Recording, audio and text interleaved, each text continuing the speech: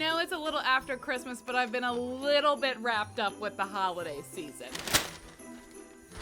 Welcome back to Libby No Niche. I'm Libby, and this is where we make whatever speaks to us art-wise, soul-wise, etc. Today I'm going to show you guys how to do these super cute, pretty easy air dry clay ornaments.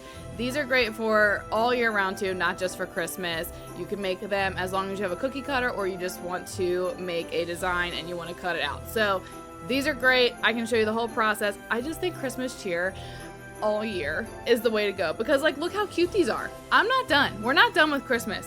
So anyway, make sure you like and subscribe to my channel so you never miss a video, and follow me on all my socials at Libby No Niche and tag me if you end up making any of these yourself. Let's get started. So here I have the Activa Supreme Air Dry Clay. I just got it on Amazon and I actually like it. Here's all my clay tools, and I have the slip. Slip is just like bits of clay mixed with water. It helps to use that for like basically like a glue or to help smooth it over. And then I have my cookie cutters I'm going to be using for my shapes. I'm actually cutting off like a pretty decent amount of clay because I was thinking to myself, girl, we're gonna need a lot of this. And I'm storing the leftover Activa clay in my Crayola air dry clay bucket. The air dry Crayola clay actually was fine. Like I didn't have any complaints with it, but I did want to try something a little bit quote unquote better. But I really like this Activa clay, and I have a feeling I'm gonna be working with it again. So here I'm just trying to roll it out. I'm struggling over here with my parchment paper, but I got it about an even popsicle thickness. And then I used my cookie cutters to make my desired shapes. I did Christmas trees and gingerbread men, and then I used the back of a paintbrush to make the holes. And then I'm just like solidifying the holes because I'm making ornaments, so I want my like string to be able to go through here. Now just bear in mind, I try not to use like any water really when I'm like making my shapes or sculpting or anything with clay. I just use water with the slip when it's done, because if you add water, it like will shrink way more. Another thing to bear in mind is that make sure your holes are like bigger than you would think for the string, because they will shrink as well. So here I'm just assembling I'm going for like that like shag carpet like craft tree for this. And so this actually took a really long time, and I actually gave that away as a gift before I finished this video, so I have a finished clip of it, but that one was like a hit with my Christmas gift giving. I'm making a little gingerbread guy. Now I'm adding some 3D elements with him. The nice thing with air dry clay is that you can do whatever you want. If you want to just leave a flat shape and then you want to paint, you can do that. Or if you want to do what I'm doing here and add some 3D elements, you can do that as well. I wanted to give him a little bow tie, and I just thought it was so cute. Again, I'm securing everything with a little bit of slip and like kind of roughing up the clay underneath with my clay tools so that everything sticks together really nicely. And I'm just smoothing them all out after I'm finished. And then I let them dry for like a week. And then I use acrylic gesso to make a base layer before the paint goes on, so that, because basically, long story short, the clay is water activated. So like if it would get wet again, it would ruin it.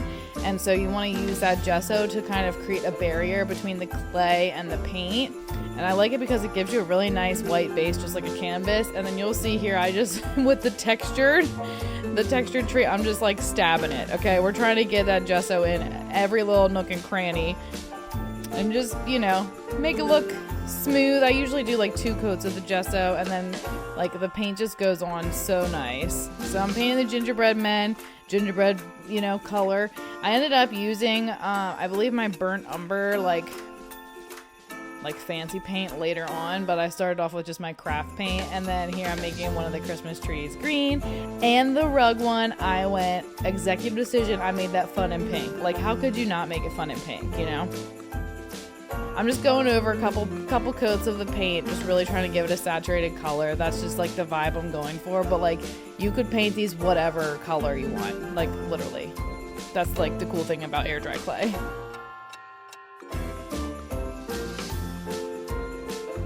Again, we're just stabbing that color, getting it in all the nooks and crannies. Just wait till you see what happens next with this one. I feel like I really made this pop. I added extra like dimension by just adding different colors of pink, different shades of pink.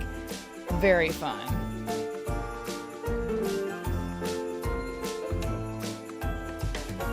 And I'm painting on the little gingerbread guy's eyeballs. They are tiny. Now with the 3D elements like this gingerbread man, there is going to be that touch up that you're just going to have to do it. So when you do 3D, just be prepared for the touch up element.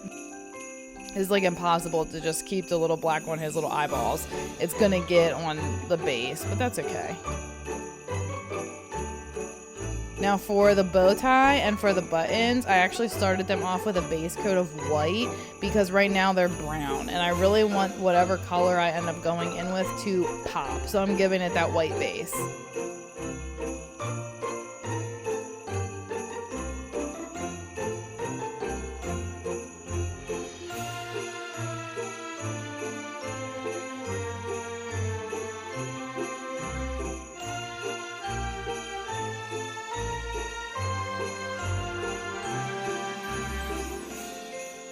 Just remember, take your time with this, have fun. The world is your oyster with these. This part made me so nervous. So here I'm painting the like squiggly lines on the arms of the gingerbread man. I'm using it's actually technically like a nail art brush, but it's just like a really tiny like thin brush, and that's kind of what I use for most of my detail work. And I'm just going in there with my squiggles, doing the best that I can. And for this gingerbread, it's flat, but I added the same details. I added like the eyeballs, the little buttons. And then I don't know if this is French or like potentially Dutch, but I went with like a curly, like artistic choice for his icing on his arms. That's like, I just thought that would be fun. It definitely is difficult and you have to touch it up, but like whatever, it's totally worth it. This green tree, I painted like a bunch of different shades of green, and then I put like some sparkly like pink and stuff on there just to kind of give it a fun like abstract vibe. And there he is with his red bow tie, so cute.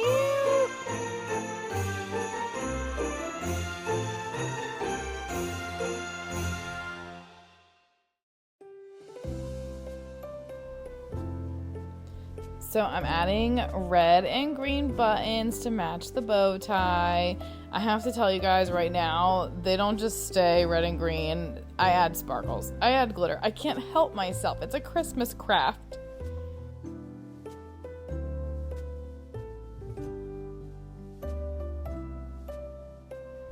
So here I'm just going in with the touch-ups. Anywhere that, if it's a 3D element and there's a little bit of color on the brown, like if there's white left over or green, I'm just going in and touching that up really carefully.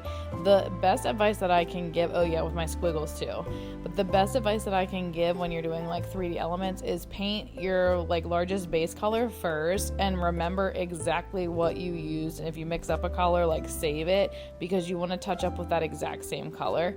And then here I am going in with Mod Podge mixed with Christmas glitter, and that's why it looks white right now, but it's going to dry so sparkly and so pretty. And then I decided to make an executive decision again because I wanted to do a little more fun stuff to the arms, so I added that red line in between the icing on the arms. How cute. And we're wiping off glitter residue because that's what glitter does. But I think it's so totally worth it. And then here I am just going in and sealing all the ornaments with Mod Podge. You can use UV resin if you'd like, or if you're like more familiar with polyacrylic or whatever, but I think Mod Podge gloss or even a Mod Podge matte would be literally perfect and fine for these. It's non-toxic and it will hold up over the test of time. I've made other ornaments in the past that I've just sealed with Mod Podge and they're still doing great. Let me tell you about this string. So I had a different string envisioned for this, but it would not fit through the holes. So that's what I'm saying about the holes, is like make sure they're bigger than you would think you would need them to be. So I use this velvet string that I use for like my wreaths and stuff that I make, and I actually taped it around the very end with just like some scotch tape, like right there, you can see it, so I can get it through the hole because boy was it hard. But once you get it through there, I was just tying like a basic bow, and I made sure I pulled it and made sure it was really secure, and there you have it. There's the pink one. How cute. And then I took these ones outside into a real, you know, like pine tree, just so that you guys could see it in the daylight in action. Tell me which one is your favorite gingerbread. So now that you have made these adorable clay ornaments, hang them up on your tree or anywhere in your house that makes you happy. And I hope that you guys enjoyed this video. Comment below if you have any suggestions for future videos, what you want to see me make, and stay tuned for next Christmas because it's gonna get lit, okay? We have a year to prepare and we're ready. So I'm starting now. You better be starting now too. I have an Etsy shop, LibbyNoNicheLLC.etsy.com. If you like any of my stuff and you want to check it out, feel free. Also follow me on all the socials at LibbyNoNiche, and like and subscribe and hit that bell so that you don't miss a video from me. I have so many fun videos coming to you right now. And if you made it to the end of the video, I just want to say from the bottom of my heart, thank you so much for watching, and I will see you next time. Bye.